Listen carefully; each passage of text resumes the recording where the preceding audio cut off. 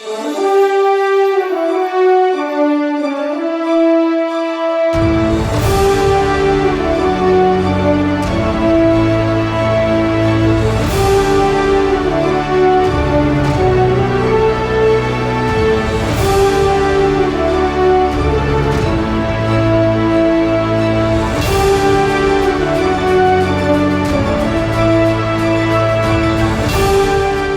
to everyone, and welcome as today we begin, as promised, to leave behind the office of President of the United States and the elections and the biographies and the first 100 days and begin a new section of lectures where we are going to consider a phenomenon that has really existed since the beginning of recorded history. Broadly speaking, the reasons why nations of people, states, at various times are highly incompatible with each other. Oftentimes, these adjacent countries are at war or states of near war, and recognize how today there are a number of combustible areas around the world that are sort of like tinderboxes where perhaps greater conflicts might begin. We've recognized again that throughout history there have always been tensions between places that were described as countries or states or nation states.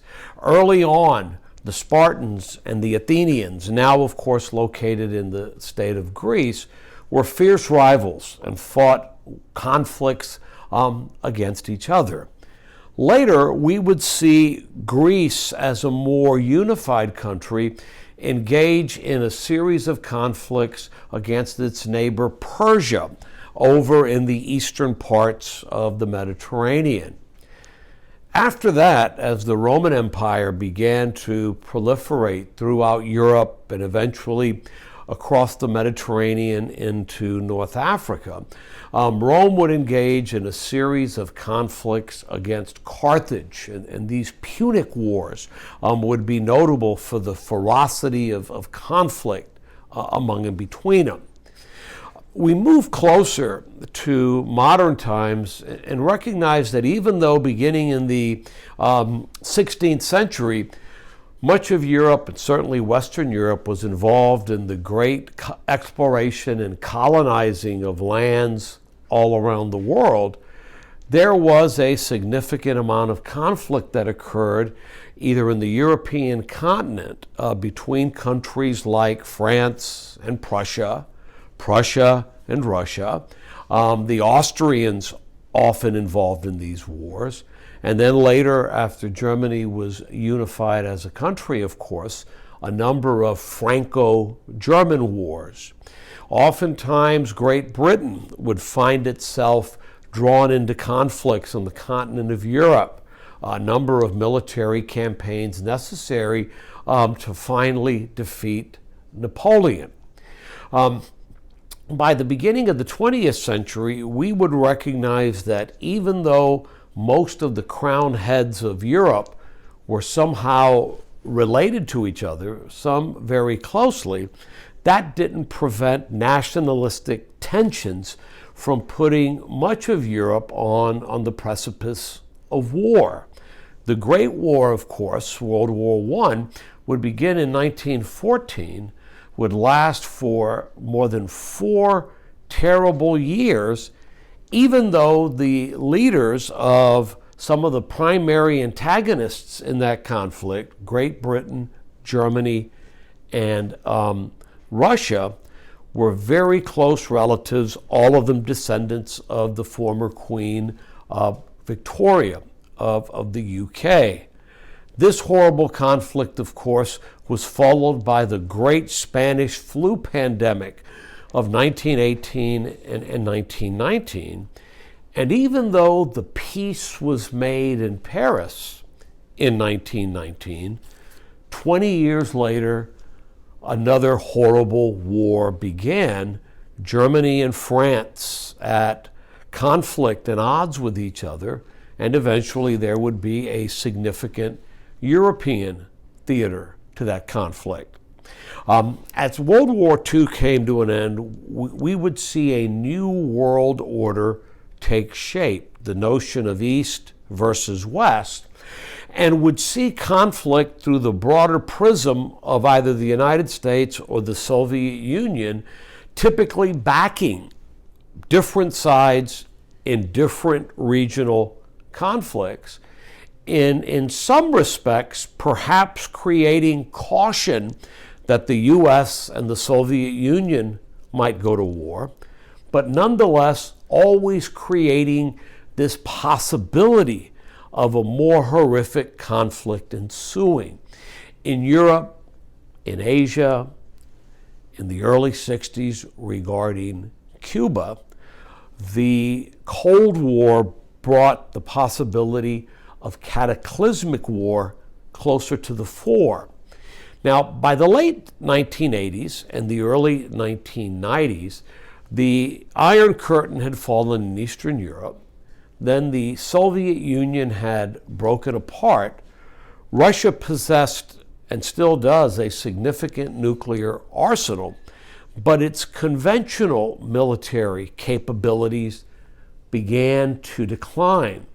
And for a period of time, the United States was indeed the world's only true superpower by most tests, and we would see a different face to regional conflict as it nonetheless began to occur all around the world. More recently, we've watched the ascendancy of China. Later this year, we'll talk a lot about China, but suffice it to say that in 2021, China is a country with significant national ambitions, no longer content to dominate and assimilate Tibet into the Chinese state. Now in the process of trying to do the same to Hong Kong, acting more menacingly across the Strait of Taiwan with the state of Taiwan, which China claims to be a breakaway state, and acting again very harshly to put down unrest in its western Xinjiang province, where the Uyghur population in particular has been subjected to significant restrictions by the Chinese government. China possesses a large army, a modernized navy, now larger than that of the United States, and possesses all kinds of nuclear capabilities in its own right. So as we examine over the next few months the Koreas, then the India-Pakistan region, then the Middle East, and finally when we look at Russia, yes, Russia, we're going to recognize that the United States and China are increasingly creating another Cold War-like environment where any tensions or any conflicts in any of these hot regions bode the possibility, presents the possibility of a broader conflict ensuing in the 21st century between the United States and the nation of China. Now today we are going to look at the Korean Peninsula and the great strife that has existed among and between North and South Korea almost from the time those two states were created in the aftermath of the defeat of Japan at the end of the Second World War. We recognize that Korea, if you look at the map, is a peninsula that juts off the northeast coast of Asia, sharing a very long border with China and a smaller border with Western Russia. Historically, the Chinese, the Koreans rather, as a nation of people, over thousands of years, managed to inhabit this peninsula and over time evolve a ethnic civilization that was quite separate and distinct from that of various neighbors in Eastern Asia. By the early 16th century, Korea had established a great Joseon dynasty, as it was known, and had come to embrace a neo-Confucius religious practice, established its own alphabet and culture, engaged in scientific advancements, including printing, meteorology, observation of the stars, utilizing calendar science, medicine, and agricultural science within its own borders. However, Korea always existed under the threat geographically and literally of various Chinese emperors seeking to expand their realm by reabsorbing the Korean people into their own state.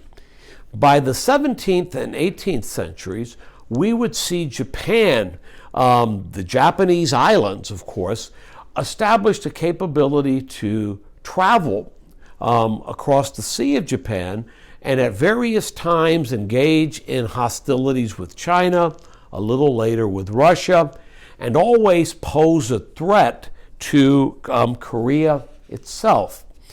Recognizing by the 1880s and the 1890s that rising Japanese aggression in the region and the interests of China to greater protect its coastal areas against Japanese hostilities might eventually include conflict in Korea.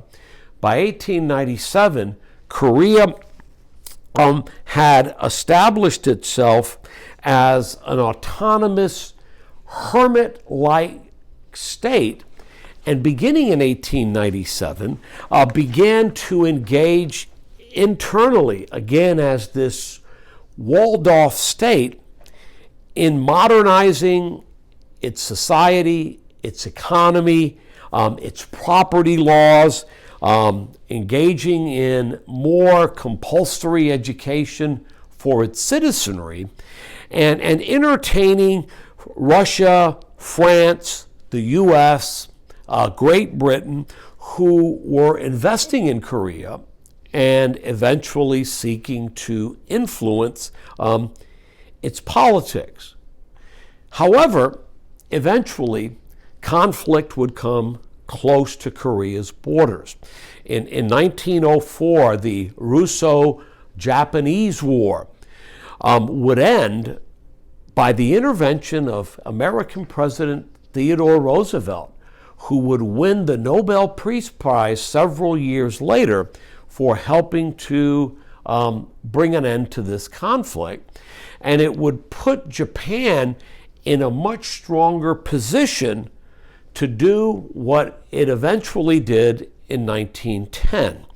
And that would constitute a physical invasion of Korea, the forced compliance by Korea's emperor to the Japan-Korea Annexation Treaty, beginning a Japanese occupation of Korea that would last from 1910 all the way until August of 1945, when Japan surrendered at the conclusion of World War II.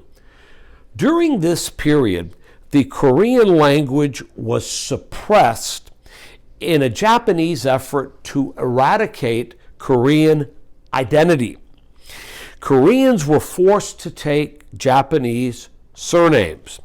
Traditional Korean culture suffered heavy losses as numerous Korean cultural artifacts were either destroyed or taken to Japan, where still today many of these Korean artifacts, more than 100,000 of them, are either displayed in Japanese museums or are now held by private collectors. Japanese became the official state language spoken by government officials and written in Korean government public records. School children were educated in Japanese. The goal over time of the Japanese was to eradicate Korean ethnicity, eradicate Korean identity, and gradually, in the eyes of the Japanese, absorb the Korean population into a broader Japanese influenced region and absorb Koreans to become more Japanese in how they considered their ethnicity. This period of occupation would be noted by Korean resistance, much of it peaceful.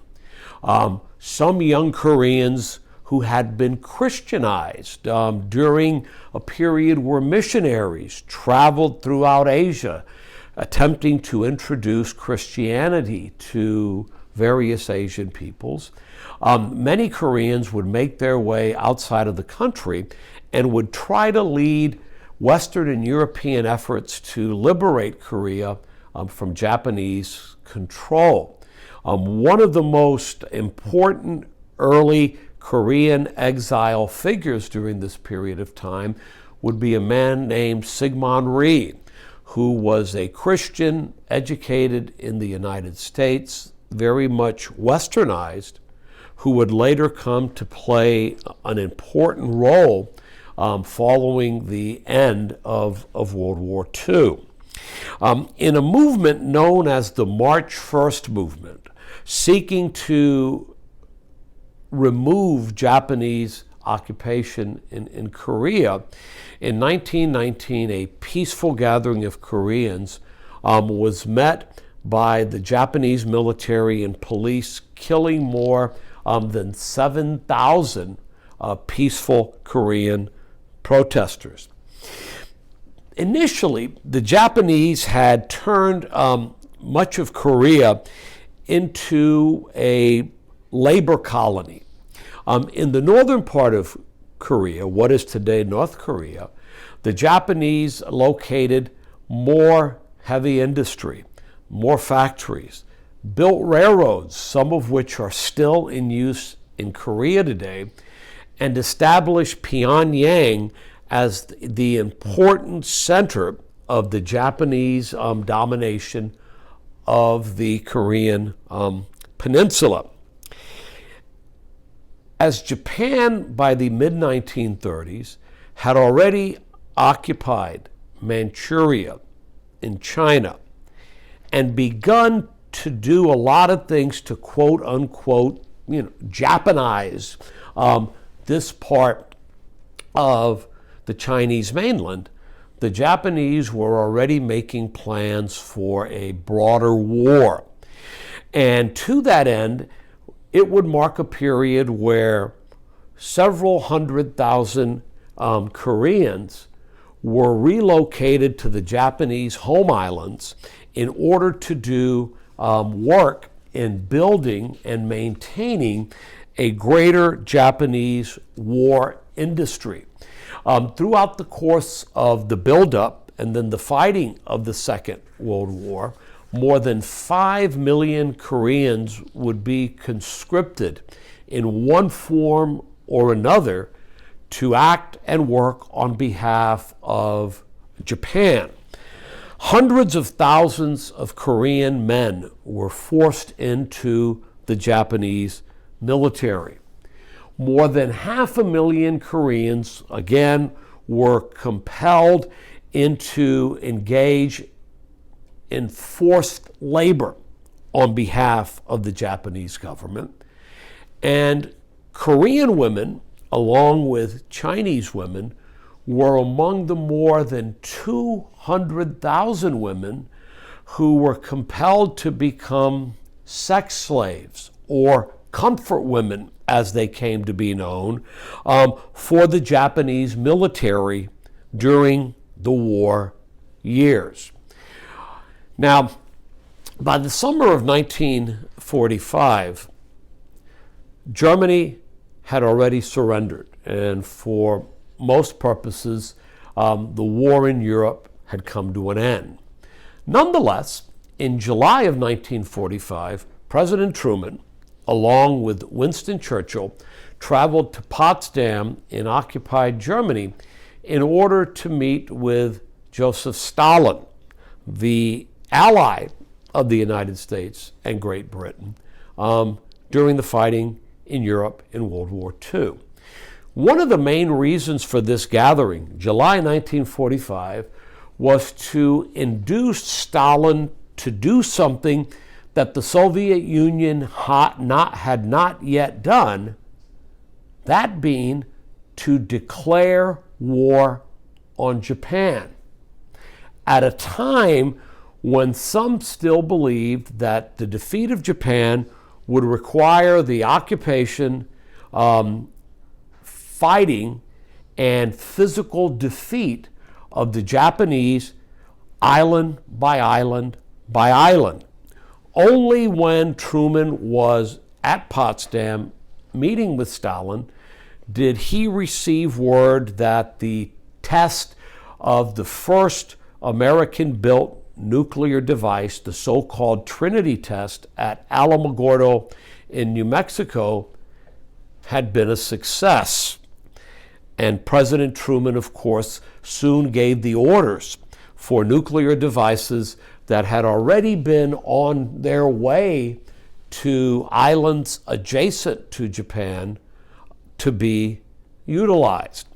So August 6, 1945, Hiroshima is bombed. A device about 15 kilotons in power, used to devastate that Japanese city. On August 8th, 1945, the Soviet Union declares war on Japan, and then the following day, August 9th, a second American nuclear device was detonated over the Japanese city of Nagasaki.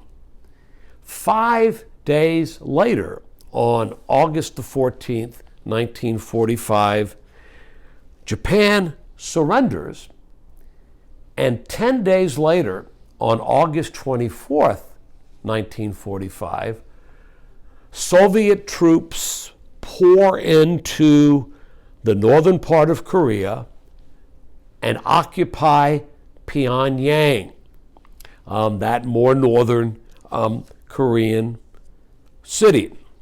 So this very late entry into the Pacific theater of fighting by the Soviet Union gave it an opportunity to immediately occupy part of Korea in order to put into motion a plan that had been hatched by Stalin for the time when the fighting in the Pacific finally came to an end. In one of its first meaningful actions, the just created United Nations formally established on the Korean Peninsula a trusteeship administration of Korea as a prelude to eventual Korean elections. A northern trusteeship was put into the hands of the Soviet Union to administer the northern part of Korea, while the United States was given control of a southern Korean administrative zone, the 38th parallel of latitude being established as the border between the Soviet and American temporary administrative zones. until elections could be held. Obviously, elections that never took place. Because as this was occurring, in again this remote part of northeastern Asia, the Cold War was more quickly manifesting itself in Central and Eastern Europe. By 1948, the Soviet Union had managed to create and put in place Soviet-style governments with Soviet-backed leaders in Poland, Hungary, Bulgaria, Romania, and by 1948, Czechoslovakia as well.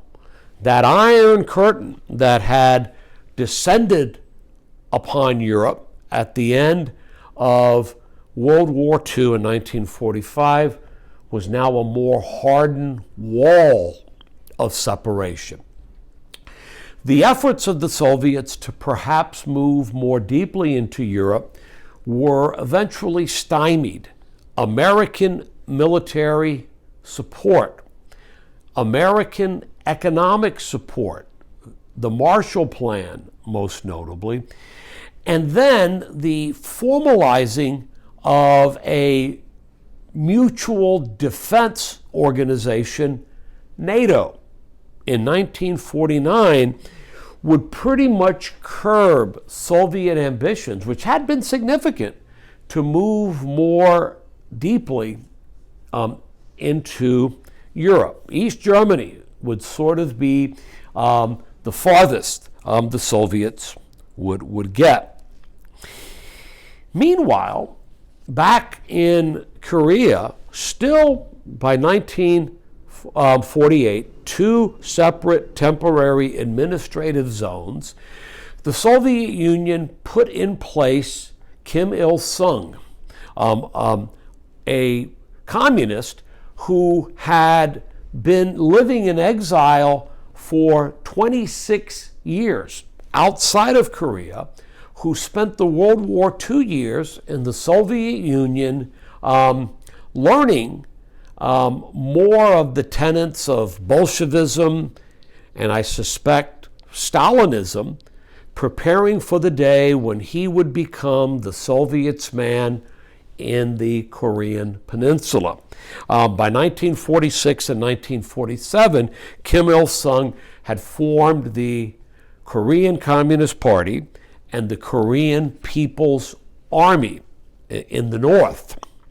In the southern administrative zone, the United States eventually agreed, with a lot of debate and actually a lot of hesitation, that now 70-year-old Syngman Rhee, the great fighter in exile against the Japanese occupation of Korea, was the proper person to be the United States man in the southern occupation zone of Korea.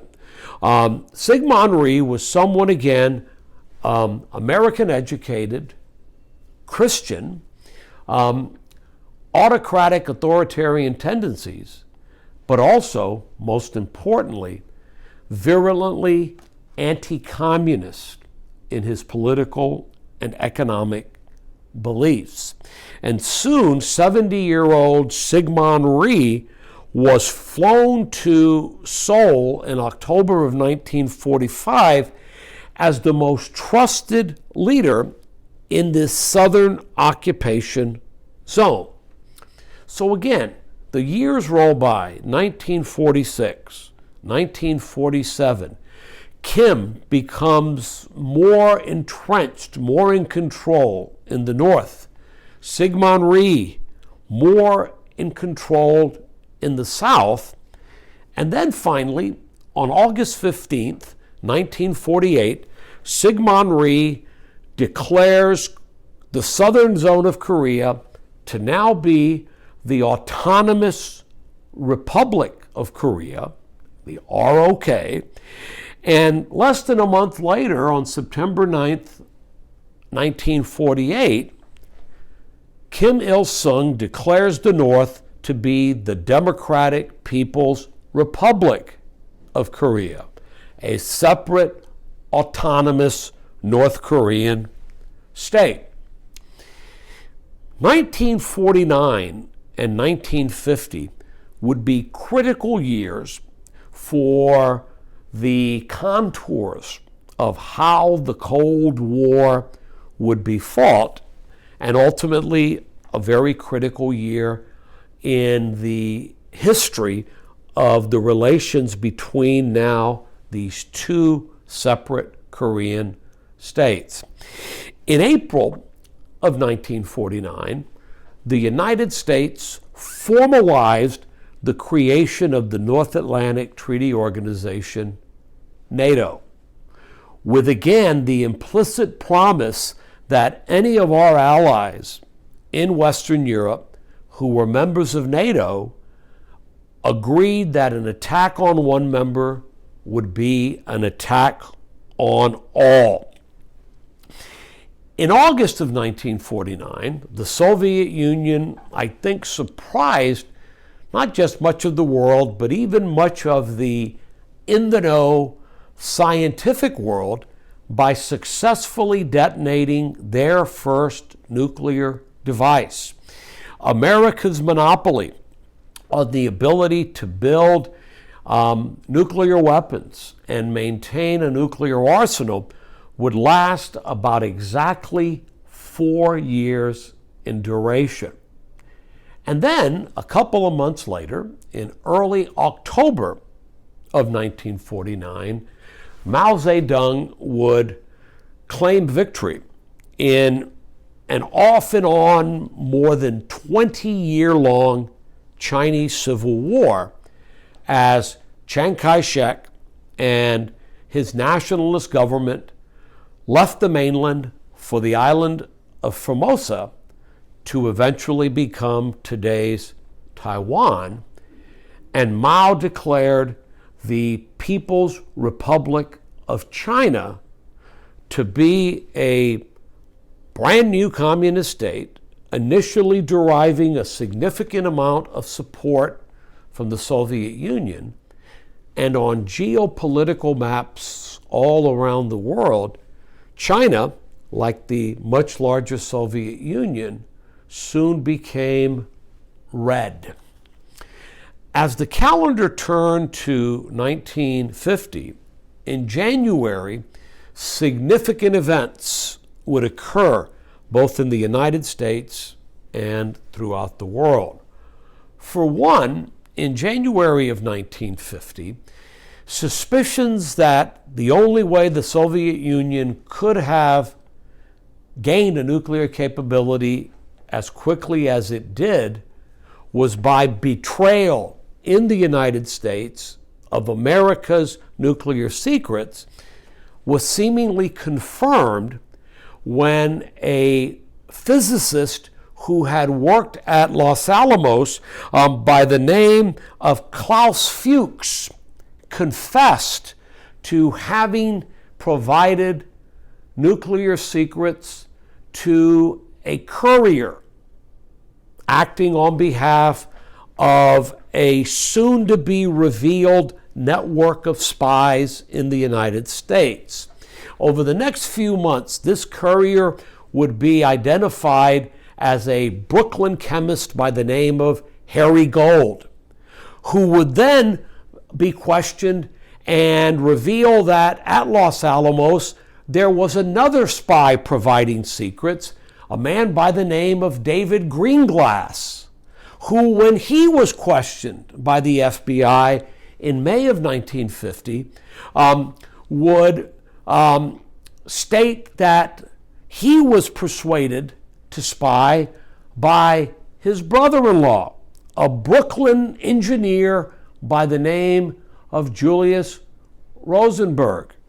And soon this story of treachery was playing out in the headlines of American newspapers.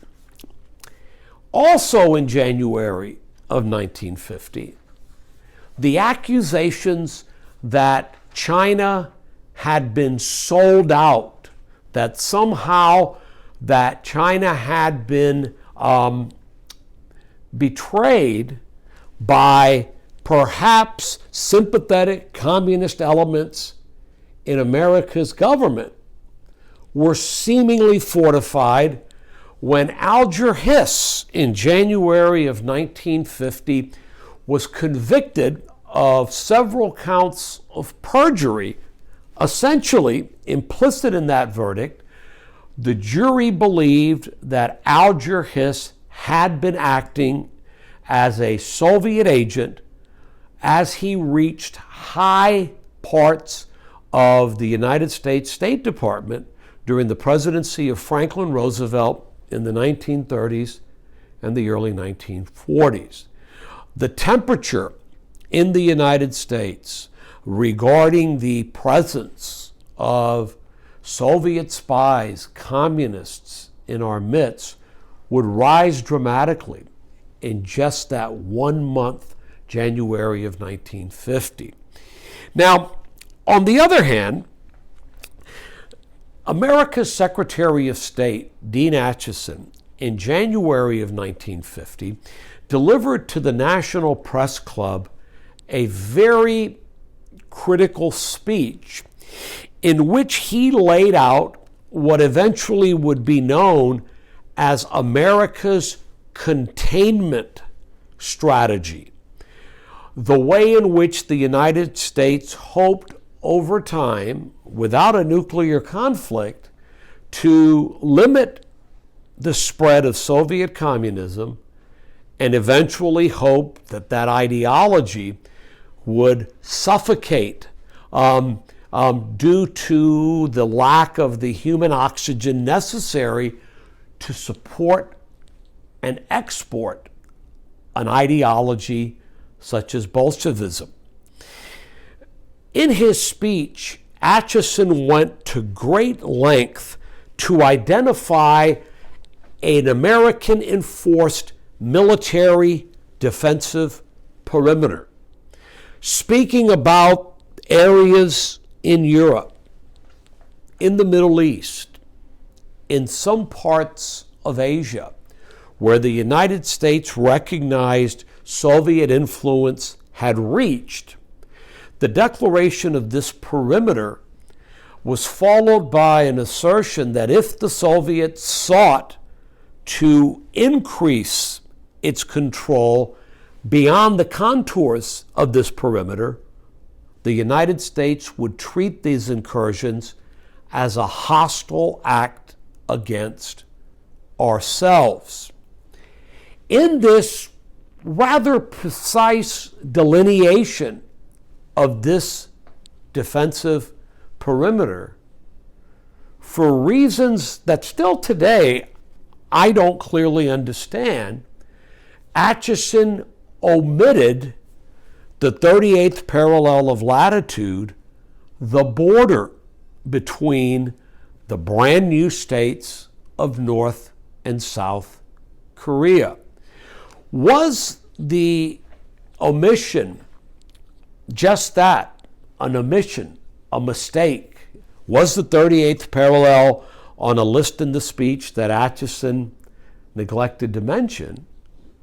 Or, as Joseph Stalin might have inferred, Stalin still, of course, the primary backer and sponsor of Kim Il-sung, did this speech state that the 38th parallel of latitude between these two Koreas was something that the United States was not willing to go to war to maintain or to protect? Then in February of 1950, in Wheeling, West Virginia, Joseph McCarthy would of course give the notable speech where he asserted he had in his hand a list of so many communists that worked within the State Department, and we would then begin a period of ultra-heightened tension regarding communists in our midst and soon regarding actions being undertaken by countries backed and supported by the Soviet Union, most notably North Korea. On June 25th, 1950, North Korea launched a massive attack across the 38th parallel into South Korea. With tactical and logistical support from the Soviet Union, Kim Il-sung had promised that North Korean troops would control the entirety of the Korean peninsula by September of 1950, 4 or so months after the invasion. Something, by the way, that the North Koreans very nearly did. 2 days following the invasion, on June 27th, 1950, President Truman agreed that American troops would form the bulk of what was technically a United Nations police force, a police action having initially the goal of driving these North Korean invaders out of the South and back to their side of the 38th parallel. Initially, American troops stationed still in occupied Japan would be the first to arrive in the Korean theater of this conflict, and ultimately, American five-star general, World War II hero Douglas MacArthur would be placed under command of all United Nations troops. By early September of 1950, North Korean forces controlled all but a small area in and around the southeastern Korean port city of Pusan. And it was through the port in Pusan that the first numbers of American troops and UN troops, as well as war material, would make its way, because between August 4th and September 18th of 1950, the very fierce fighting in the Battle of the Pusan perimeter would be significant for finally stopping in its tracks the North Korean movement towards taking Pusan and thus occupying the entirety of Korea, and would reveal that in their very rapid movement southward, the North Koreans had very low quantities of supplies and very thin supply chains to continue to feed and arm and reinforce their troops.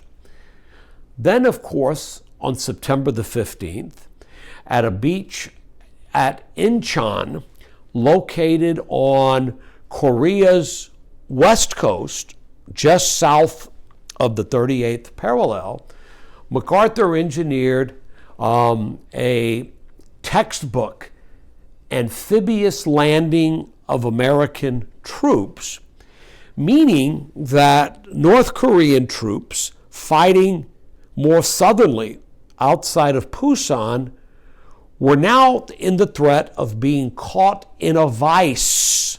Those troops landing at Incheon, moving southward, troops moving out of Pusan in a more northerly fashion might trap the bulk of North Korea's army and perhaps bring about a more rapid end to the conflict.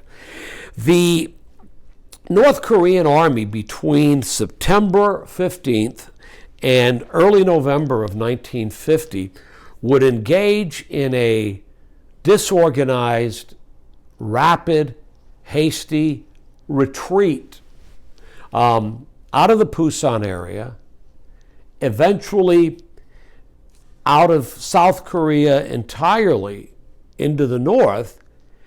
And by November of 1950, UN troops had not only chased the North Koreans out of South Korea, they chased much of their army into the most northerly parts of South Korea, some actually crossing the Yalu River into China. UN troops would take constructive control of Pyongyang, the North Korean capital, and would make their way, UN troops would, read as American troops by the Chinese, to within a few miles of the Yalu River, the border between North Korea and China itself.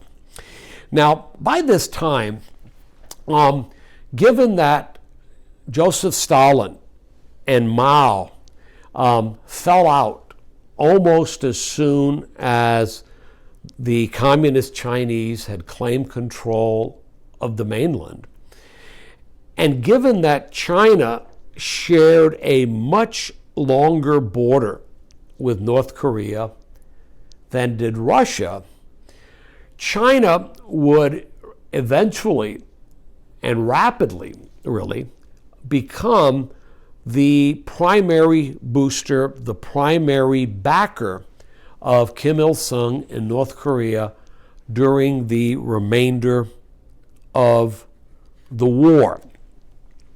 Now, as the war began, with the benefit of hindsight, political scientists have recognized the critical decisions that President Truman had to make almost as soon as North Korea invaded the South on June 25th, 1950. Truman would later write that the decision to send American troops to fight on the Korean Peninsula was the most difficult decision he would have to make during his presidency, asserting that the decision to use nuclear weapons against Japan was a much more easy and straightforward one. The first decision, of course, was to use American troops and to permit American troops to be part again of this larger United Nations police action. Now in reality, American troops' ground forces constituted more than half of the troops that the United Nations as an entity would commit to the fight in Korea. The United States Navy would provide almost 90% of all of the UN's naval forces, and the United States Air Force would provide almost all of the air support and air attacks that the UN policed Navy, Air Force would engage in during the conflict. So the first decision, of course, would answer in the affirmative. The United States was in. The second decision came pretty rapidly in September and October of 1950, that being the question of whether or not U.S. troops would actually travel from South Korea into North Korea in order to engage in hot pursuit of the North Korean army. And of course, we know President Truman answered that question in the affirmative as well. The third question was a request from General MacArthur to permit UN troops, again, read that as primarily American and South Korean troops, to cross from North Korea over the Yalu River into China, in part to further take on North Korean forces that had taken haven in China, but also hearing from a very powerful China lobby in the United States to perhaps do the job of liberating the mainland from communist control, ridding it of Mao, and perhaps providing a way to bring Chiang Kai-shek back to the mainland. MacArthur even talking at times of the tactical use of small nuclear weapons to defeat the Chinese. The answer from President Truman and the Joint Chiefs of Staff to this request was a loud and clear no. Now, ultimately, Mao Zedong, in power in the mainland for just about a year, remember, October of 1949 was when he declared victory in the Chinese Civil War, ultimately viewed this massing of hostile forces so close to China's borders as a threat to himself, to the Chinese Communist Party. So when eventually in November of 1950, a North Korean counterattack ensued, it would be a counterattack supplemented by, at the time, more than 1 million Chinese troops, some unarmed, some barely armed, some barefoot, and eventually, during the remainder of the conflict, the best guess is that more than 5 million Chinese troops found their way, one way or another, into the fighting that remained in the Korean conflict. By early 1951, incompatibility between President Truman and Douglas MacArthur became more public and more obvious. And in April of 1951, Truman essentially fired MacArthur as the commander of UN troops, called him home. MacArthur would later give that year his famous speech to a joint session of Congress, "Old soldiers never die, they just fade away." Later, Truman would comment very caustically and profanely about MacArthur. He said that he did not fire Douglas MacArthur because he was a dumb SOB, because Truman said if that were the law, 3/4 of generals would probably lose their jobs. He said he fired MacArthur because he would not respect the separation between the military and the president as America's civilian commander-in-chief. So for the next 2.5 years, the war would be fought largely in what is today in North Korea, in some of the coldest and geographically inhospitable places for modern-style war to be waged.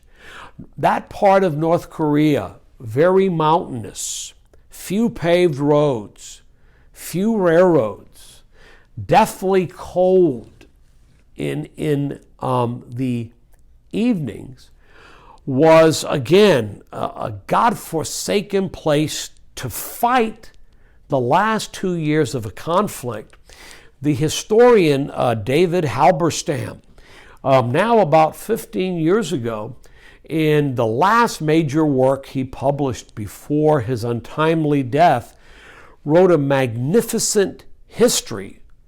It's on one of those shelves over there. Now that I see it, I should have had it somewhere here to use. Here it is actually, entitled "The Coldest Winter."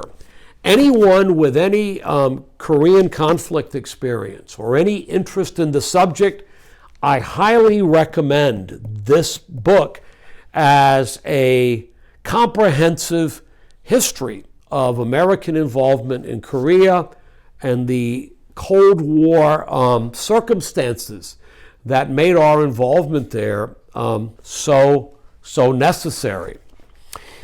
So finally, after fighting that would eventually take the lives of 34,000 American troops, more than 800,000 South Korean troops, 600,000 or 700,000, the numbers here are inexact, North Korean military members, and perhaps 1.5 to 2 million Chinese. On July 27th, 1953, all parties agreed to an armistice, an agreement to stop fighting. July 27th, 1953, bringing the fighting part of this conflict to an end after a little more than 3 years, although no formal peace treaty ending that conflict has ever been agreed to, much less signed. So 68 years later, that armistice, that agreement to stop fighting, has held. Cruelly, the armistice created a border that today is just slightly north of the 38th parallel, the border between the two Koreas when the conflict began. And we know, of course, that following the end of the fighting, the border between North and South Korea became one of the most heavily militarized places on earth. Ground troops, artillery pieces. For a time, the United States maintained tactical nuclear weapons in the South. Prior to the 9/11 attacks, which of course caused us to reassess our defensive priorities and relocate a lot of our military forces elsewhere, prior to 9/11, there were at times 100,000 American troops stationed on the South Korean side of this border. 9/11 would see us again ramp down our number of troops. And then during the Trump administration, as President Trump drove, again, his America First policy to, in some respects, cause us to less commit to things like a heavy troop presence in South Korea, the numbers would fall even more. Now, since that armistice was signed all the way into the present time, if some diabolical genius, some mad scientist had said, we're going to create a great social experiment. We're going to take a group of people that in their DNA and in their ethnicity are all the same. They are all of the same nationality. We're going to separate them into two diametrically different states with different governments, different opportunities, different economic and political models, and then sit back to try to create the two most completely different populations as possible. Had that been planned, what today is North Korea and South Korea would be the result. A nation of people, ethnically, genetically Korean, living in two diametrically polar opposite states. Today, the state of North Korea possesses a population of about 26 million people, while South Korea's population is nearly double, about 51 million. South Korea, in the years following the end of the conflict, did exist as an authoritarian state, Syngman Rhee holding on to power into the 1960s. From the 1960s into the 1990s, South Korea would attempt to create a constitutional democratic state, going through the early steps of a constitution being written, elections being held, leaders taking office, and then doing things that displeased what was the most powerful institution in South Korea, the military, often resulting in leaders being deposed, taken out of office, not having their deposition taken, military men filling in for a time, constitutions being revised, elections being held, leaders displeasing the military, a cycle that would come to an end in the 1990s, so that today South Korea is a fully transparent democratic state whose citizens are guaranteed the rights that countries in Western liberal democracies enjoy. Freedom of speech, freedom of the press, freedom to form political parties and seek elective office. Religious freedom is abounding today in South Korea. Christianity enjoying some of its fastest growth in South Korea. And of course, economically, South Korea has been one of the great economic miracles in the post-World War II world. The Economist magazine once described it as having gone from a barefoot country to a country that had the greatest penetration of broadband, barefoot to broadband, in a period of less than 40 years. South Korea possesses one of the most highly educated populations anywhere in the world, a great emphasis in science and industry and technology,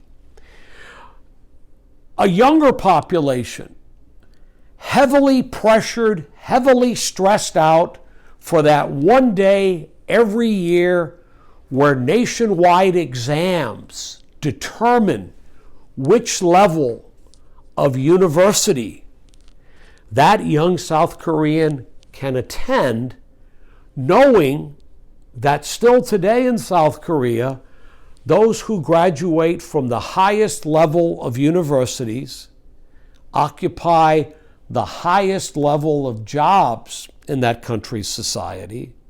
Lower levels gravitate to less important jobs, so that the stress level on South Korean students today is on the one hand sad and troubling, but on the other hand, especially if you have young kids you're raising, the idea that South Koreans attend school, that a school day is 10 hours long, they attend school year-round, and most students with the highest aspirations and families that are able to do so often have tutors who then spend time with their children after the school day has come to an end.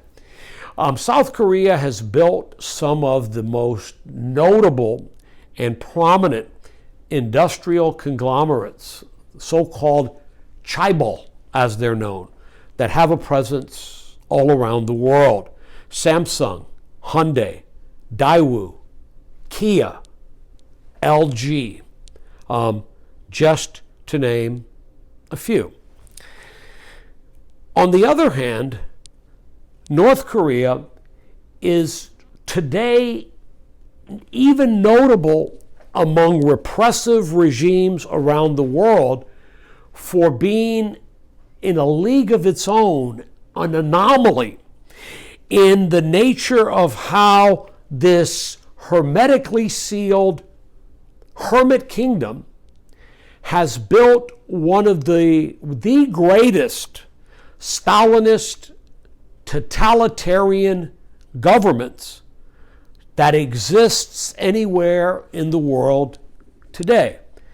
One has rolled, the snake eyes of life to find themselves born in North Korea.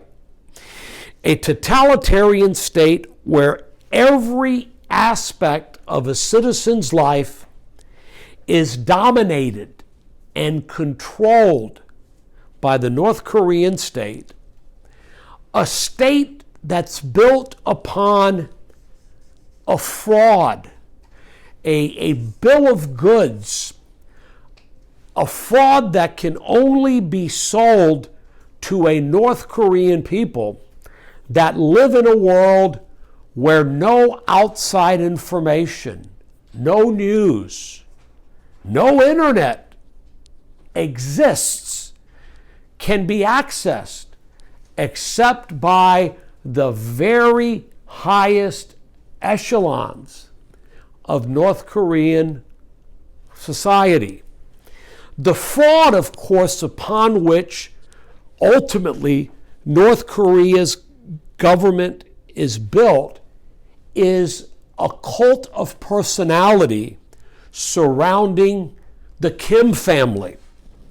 Kim Il-sung, the founder of the North Korean state, was born into a Christianized Presbyterian family and then left Korea following the Japanese invasion.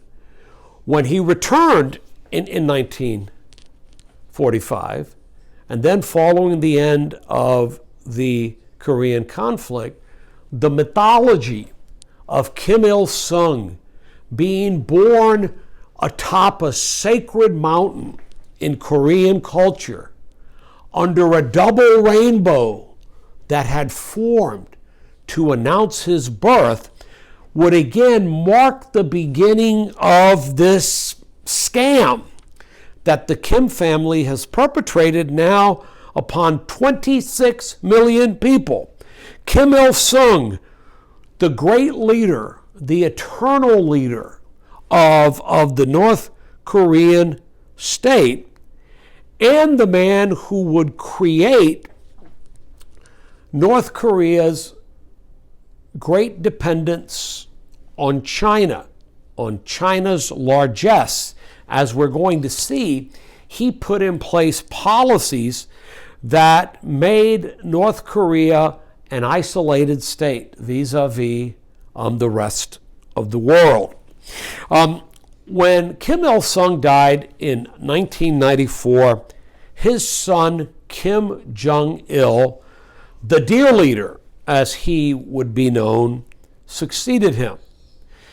Kim Jong-il had the same highly mythological story of his birth written about him. Kim Jong-il had actually been born in 1941 in the Soviet Union when his father was living there. And in Soviet records, Kim Jong-il was christened Yuri Ursenovich Kim. Succeeding his father, Kim Jong-il would have stories propounded upon him. For instance, stories about his great athletic prowess. It was said that the very first time Kim Jong-il played the game of bowling, he rolled a perfect score of 300. When he first played the decadent game of golf, he mastered it, shooting a score 38 under par with 5 holes in 1. Only to a population that doesn't have the ability to contextualize these statements can these bold-faced assertions be made. Kim Jong-il became sick late in life, as most do. and around 2009 anointed one of his sons, a younger son, Kim Jong Un, to succeed him. Kim Jong Un was born somewhere between, this is how little is known, 1982 and 1984. He's in his late 30s today. Was educated part of his life in a boarding school in Switzerland. Was made a marshal in the North Korean army by his father, soon Kim Jong-un, known as the Young Marshal. And then when Kim Jong-il died in 2011, 10 years ago nearly, Kim Jong-un became the third member of the Kim family to run North Korea. The Kim family would establish principles that North Koreans still live their lives by today. One is the concept of Juche, Juche, which means self-reliance. Never again would North Korea be at the mercy, even though it is with China, of a foreign state. Juche communicated an independent stand, an independent spirit, and self-reliance. In the 1990s, Kim Jong-il established the principle of Songjun because so many countries coveted, occupying, and dominated North Korea, even though times would be hard. And in the late 1990s, there would be a famine in which perhaps as many as 2 million North Koreans starved. Songjun put forth the theory of military first, this concept of sacrifice so that a strong military could protect the North Korean state. We've seen as a hallmark of life in North Korea an unreliable food supply since the ending of the conflict. Little heavy industry or manufacturing, very primitive industries, mining, a source of foreign capital. Sporadic generation of electrical power. I didn't have it on this handout, but the famous picture of a satellite image of the Korean Peninsula at night shows all of South Korea brightly lit, and then where North Korea begins, only tiny flickers of light near Pyongyang. Not enough consistent electrical power in North Korea even today. An established system of internal prisons, gulags, where at any one time hundreds of thousands of North Koreans might be toiling. Maybe you were not sufficiently sad at one of the Kim's family's deaths. Maybe you didn't march properly in a military parade. Maybe one of the members of your family managed to make their way out of North Korea northward into China, or tried to. You would then be marked as unreliable and usually spend the rest of your life in one of these gulags. Its population, again, entirely disconnected from the outside world. Only the elite of the elite have internet. And increasingly, a rogue criminal regime. This mafia analogy, again, still relevant. For a time, North Korea had mastered the counterfeiting of American $100 bills to the point where the Treasury Department would have to redesign our currency, but in particular $100 bills, to make them harder to replicate. For a time, North Korea was a massive manufacturer and trafficker in methamphetamine, setting up distribution networks around the world. in order to draw Western currency into the state. Today, North Korea is considered to have among the best army of computer hackers anywhere in the world. The United States is great. China's is good. North Korea's ability to engage in cyber theft and in cyber espionage is considered to be on par with that of Russia. If you have access to the New Yorker magazine, a recent article talked about how in the last several years, North Korean hackers have stolen billions of dollars from hacking into the computer systems of large banks around the world, and how last year North Korean hackers stole perhaps $1.5 billion worth of Bitcoin from one of the central online repositories where Bitcoin is stashed. North Korea has one of the world's largest standing army, one of the top 4 in the world, 1.5 million active duty, 6 million in reserve.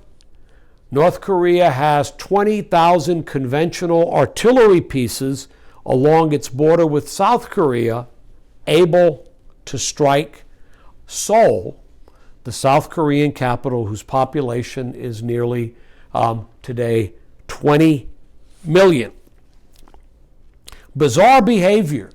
In 1968, taking possession of the USS Pueblo, holding its crew for nearly a year from January to November of 1968.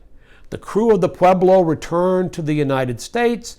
The Pueblo today is a North Korean museum of how Kim Il-sung defeated these dastardly Americans seeking again to intrude into North Korean space.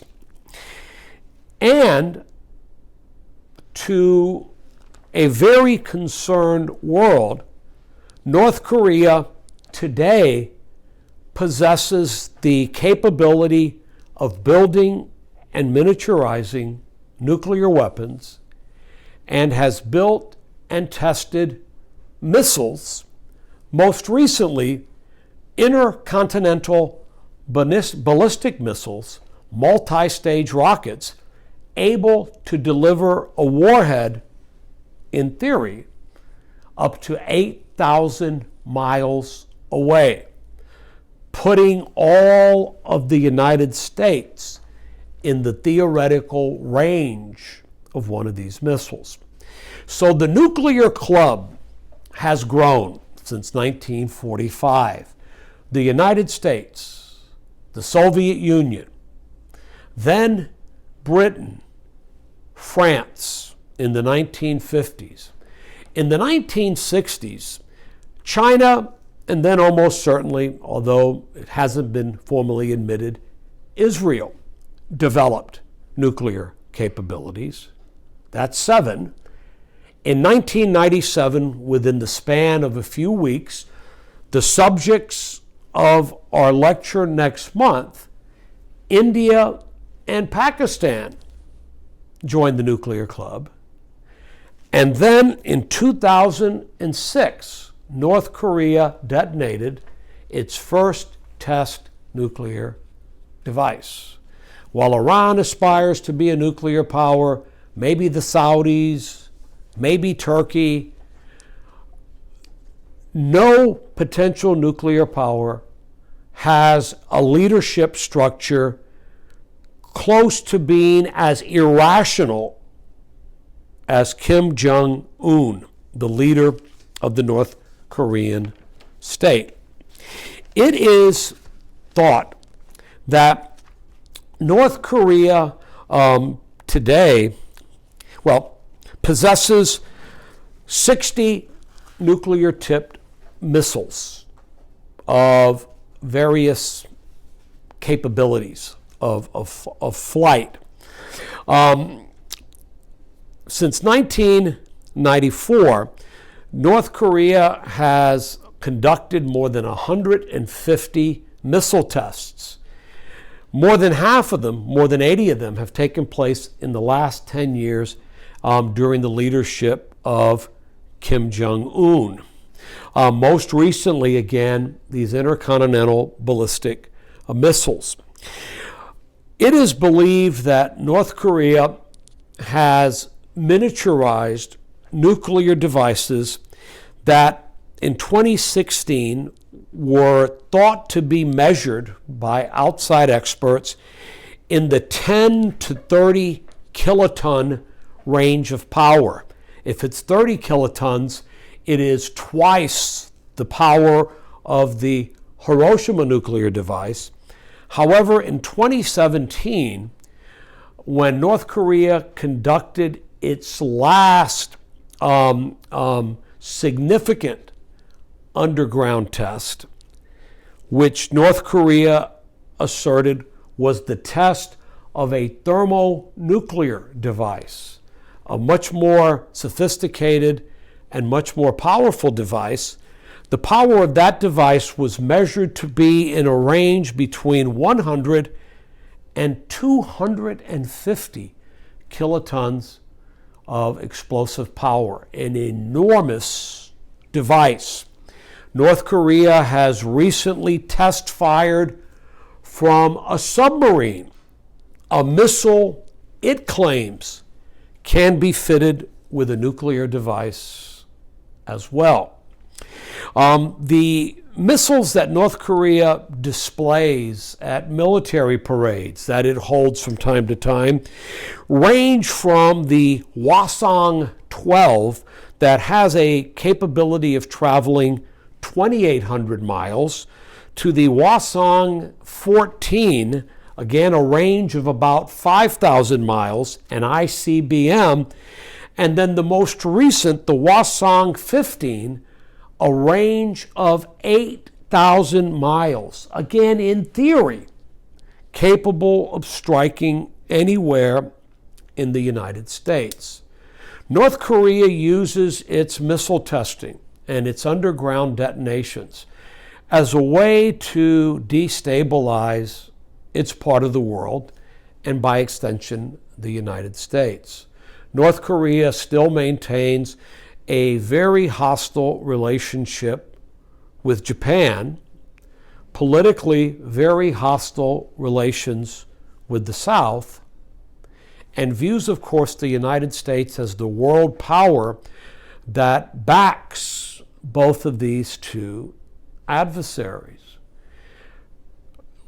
Prior to China becoming the economic powerhouse that it is today, and the world's great exporter, and now a country that wants to be seen as one that is diplomatically and economically and philanthropically one on par with the United States, the Chinese government sort of used North Korea as its attack dog, as its way of laughing at other places in Asia like Taiwan and Singapore and Malaysia and Japan and South Korea, the so-called Asian tigers that had been so economically productive. No better way to disrupt the region than to have North Korea conduct a missile test or maybe even detonate a device. Until now, China is faced with the conundrum that North Korea is no longer its, Rottweiler on a leash, but is now more perhaps a Frankenstein monster that China helped create. China must, to a certain extent, support economically, via food, and even to an extent militarily, North Korea. It works very hard to prop up the Kim regime because a collapse of the Kim government would create a humanitarian catastrophe for China as 26 million North Koreans suddenly try to move northward from North Korea into China, a border that China guards very heavily. South Korea has resolved itself to not realistically envisioning any reunification of Korea as one state.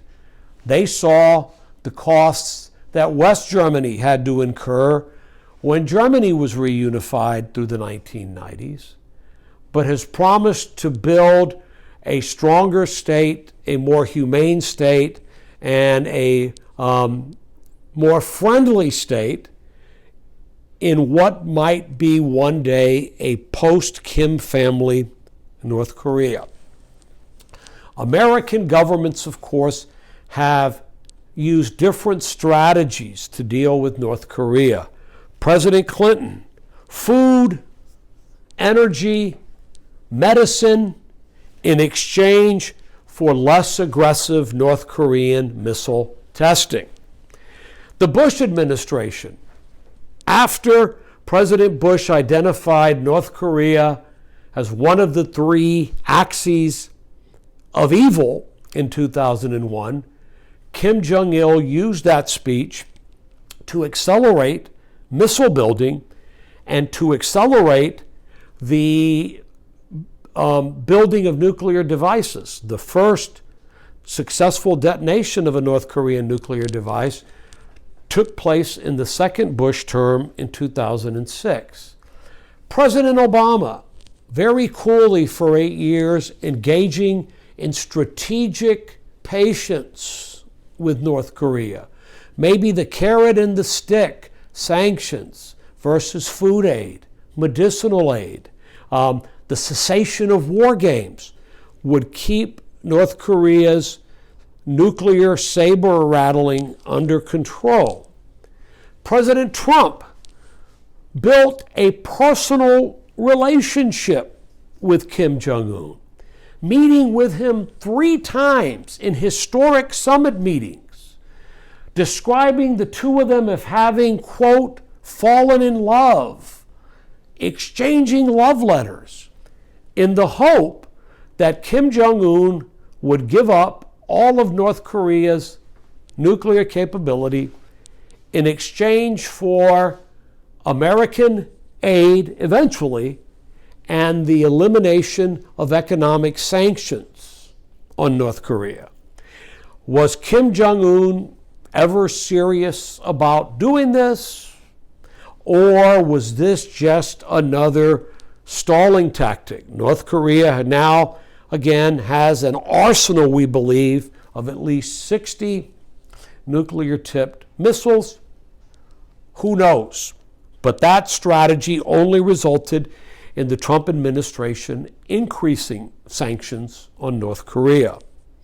President Biden came into office in a recent speech before Congress, describing the North Korean situation as one that he is determined to get under control. Kim Jong-un better watch out. And on May the 2nd, Kim Jong-un rolled out rhetoric. The words of President Biden create a very grave situation, which may manifest itself in some North Korean action soon.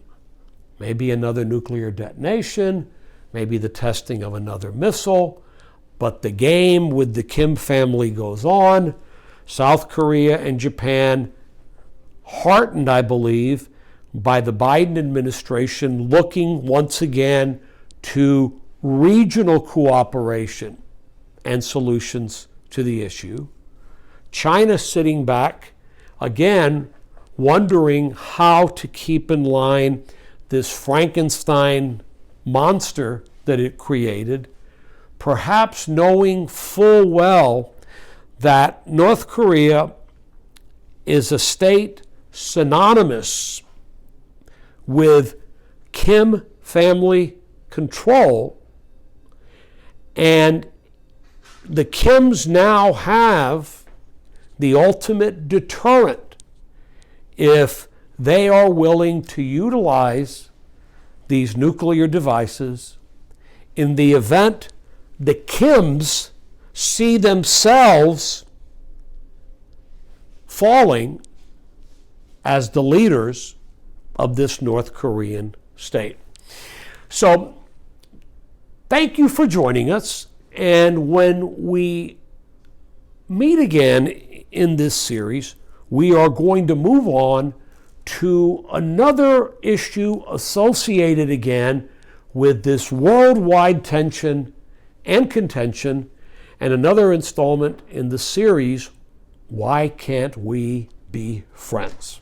Thank you, and have a very nice rest of the day.